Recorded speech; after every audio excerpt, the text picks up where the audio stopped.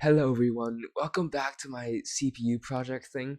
So anyways, I know it's been quite some time since I made a video on this, but that's because I've been working on something else recently and connecting it to the CPU. And yeah, basically I have two programs here that I want to show you guys that basically utilizes this new thing. I don't want to spoil it, so let's just quickly assemble it. So I've been working on this for the past few weeks. Not the code. Um, it's this, the PPU. So basically, this stands for Picture Processing Unit. It drives the 16 by 16 24-bit depth screen, and yeah, that's the logo of it. I call it Color Burst just because because it has a lot of colors. I don't know.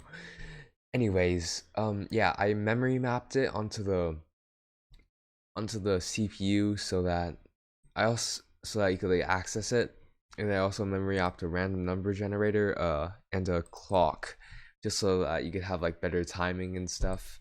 And yeah, you guys could go check out the memory map right over here if you want, and also the IO stuff. And then yeah, let's go ahead and try this out. So let's go ahead and paste this in. Whoops. Yeah, so this thing uses a 40 hertz clock and basically updates this cubes thing, I think 40 times per second probably, or 20 times. I think it's probably 20 times, but I don't really know. And anyways, it's working like this. So yeah, pretty cool. I also have it right here, random square GPU test. Yeah, that you could also call it PPU GPU, by the way, since they're both processing graphics.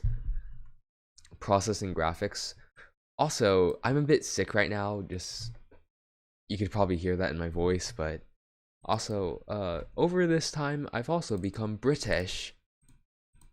Just kidding, I'm not British. Anyways, let us do the second one. This is interactive. So yeah. By the way, this is the first time I memory mapped anything on my computer, and it works pretty well, honestly. And yeah, I'll do a separate video on this PPU I think later. But yeah, let's go try this out. There are a lot of features that aren't really shown in here right now, but yeah. Basically just a WASD navigation. I'll make a full guide and specification to it on another video later, but yeah, this is basically it. There's also this weird glitch on the S key whenever I press S. I have no idea why it does that. I'm pretty sure it's something to do with the jump, where it skips the jump 0, which is used to like decode whether it's S, W, like it just skips it for some reason. I have no idea why. I have a feeling that it's the branch predictor, but I don't really know. Yeah, that's basically it. And there's a chance it could be the dispatcher for the super scalar thing, but I don't know. It's much less than the branch predictor. So I'm planning on fixing that later.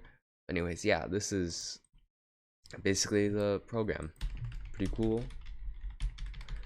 There are way more features to this PPU than what I've shown here, but this is just what I made very quickly just to show off that you can drive this graphics thing from my CPU.